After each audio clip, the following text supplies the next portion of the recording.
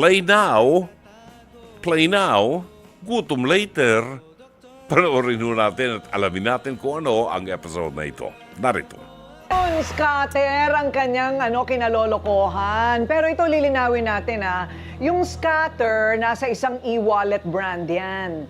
Pero yan ay pinamumunuan na may regulasyon hanggang PAGCOR. So ibig sabihin ito po ay legal. Kasi nakita ko yung app Nandun lahat, Donita. Meron pang ang Tong Eats. Meron pang ang iba-ibang klase, siguro 20 yata yung klase ng Marami po. online gaming. Na maglalagay ka talaga ng pera doon sa wallet. Kapag natalo ka, napunta na yun doon sa kumpanya. Hindi ba? Pero ito po ay legal. Pero kung akong tatanungin mo, hindi ko pahahawakan sa mga anak ko yan. Nako, never, never, never. Pero kamo, tanungin natin mamaya, magkanong natatalo sa kanila sa maghapon? Di ba? O eto na. Siya ang kinakasamang apektado sa pagkalulong ng kanyang asawa sa larong kung tawagin ay scatter game. Annalyn, humarap ka na!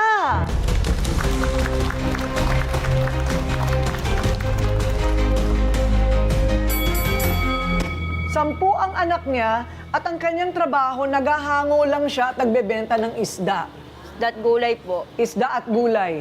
Isipin mo kung paano nga naman niya bubuhayin. Pero eto ngayon, pinamigay niyo na rin ang mga anak niyo, no? Hindi po kinuha lang po ng tita ko.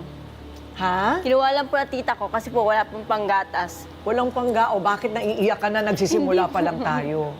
Sino yung mga binigay mo na muna? Yung pinahiram mo na muna? Ano po yung simula po namatay ang una kong anak? Pangatlo. May namatay ka ng anak. Bakit? Yellow baby po. Yellow baby. Hindi mo na kasalanan yun. So yung dalawa mong anak ngayon, ilang taon na nasa Yung tita mo? isa po nasa hipag ko, ano po yung na habang nakabulol po yung anak kong isa, yung isa naman po nasa ospital. Kaya po bigay sa hipag ko. So magaling na yung anak mo ngayon.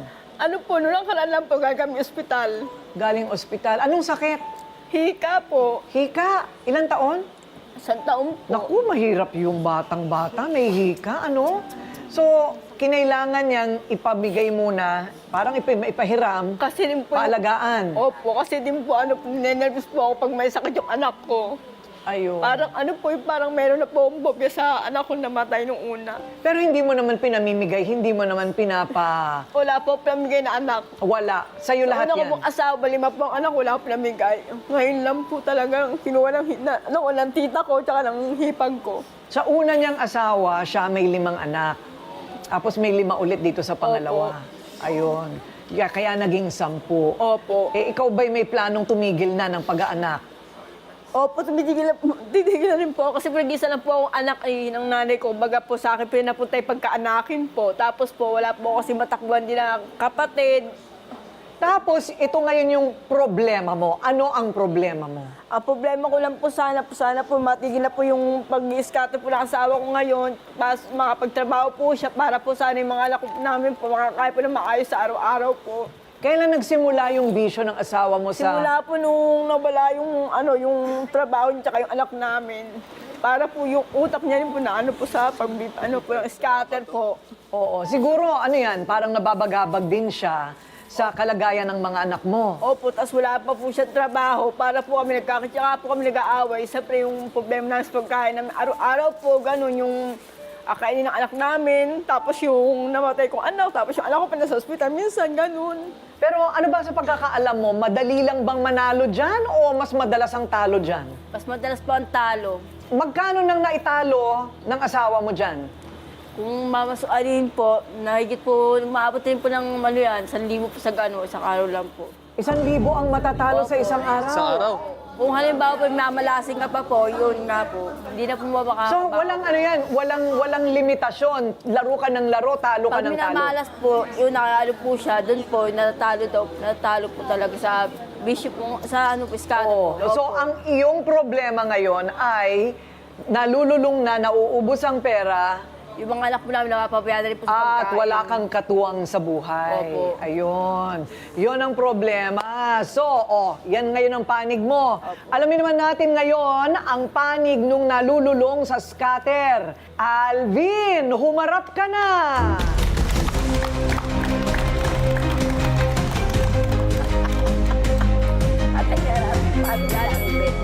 magawa sa buhay mo, kung hindi ka pala ka-scatter. Mga anak ko na mapabayaan mo. Ano yan, nag-aaway na ba kayo sa bahay? Nag-aaway na kayo sa bahay? Opo, maasa lang po. Pagka nagkakaanohan na po kami, para yun din po masaktan po. Ganun. Nananakit? Opo. Opo. Kaya po, Ate Ma'am, magsasalita pa lang po, basta po agad ako. Ano, okay, so pasensya na ha, kailangan nating malaman. Paano ka sinasaktan? Kung halimbawa po, minsan babatin po ng mga ano, yung... Kung ano po madampot po, ganun po yun. Kaya po, yung isa po naranasan ko sa unang asawa, yung alam pong maranasan pa uli. Oo, teka muna, bakit wala kang trabaho? Eh, sa ngayon po, pero yung mga una, may trabaho po ako. Ngayon may trabaho ka? Ngayon po, wala eh. Wala. Bakit hindi ka makakuha ng medyo mas permanenteng trabaho? Eh, wala rin naman ako pinag-aralan.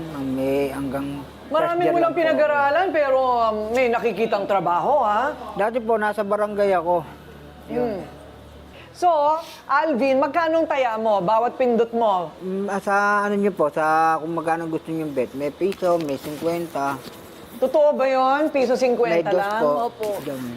Piso 50 sentimos? Opo. So, ano ang iniinda mo? Magkano ba ang naitatalo niya? Sabi mo, umaabot ang 1,000. Opo, sa maghapon po, nakakaabot po talaga ng ano, mga 1,000 po. Kasi po kung hindi nga po siya nananalo, pambaga po, minamalas po yung laro niya. Ah. Hindi naman po taga-sortihan po yung laro dyan eh. Eh, makikita mo naman, talagang parang baraha. Parang baraha, minsan ka lang makakakita ng magkakapareho.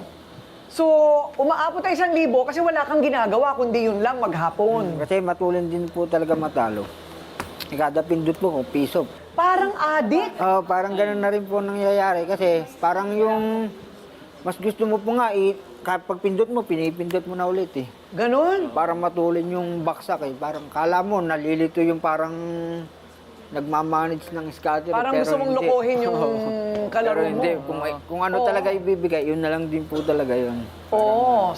Dapat pa bang mahalin ang tulad ni Alvin? Kawawa naman kung hindi mamahalin si Alvin. Ikaw nang pinakawawang tao pag wala nang nagmahal sa'yo. Generally, when we speak of gambling, immoral ang gambling. Kasi talagang masisira ang pamilya. Pero yung immoral at illegal, nagiging moral at legal pag ginawang legal ng pamahalaan ang sugal. So, miski anong problema mo dyan, basta ginawang legal, ay open na yan, di ba? Si Annalyn, maawa ka sa sarili mo, anak. Maawa ka sa sarili mo. Pwede kang bumitaw sa relasyon mo dito. Pwedeng humingi ka ng tulong sa abogado para masuportahan yung mga anak mo. Nang hindi mo ipinipilit yung sarili mo sa impaktong katulad nito. Natutulog ka, gusto kang gahasain. Pag hindi pumayag, sasaktan ka. Alam mo, miski aso, hindi ginagawa yun, Alvin. Alam mo, huwag mong sabihin wala kang makitang trabaho. Ang dami dyan namumulot ng basura sa gabi. Kumikita. Pag gusto, maraming paraan. Pag ayaw, maraming dahilan. Una sa lahat, kaawaan mo ang sarili mo. Kasi wala kang mararating sa buhay mo kung ganyan ka lang ng ganyan. Maraming salamat, Ate Kuring.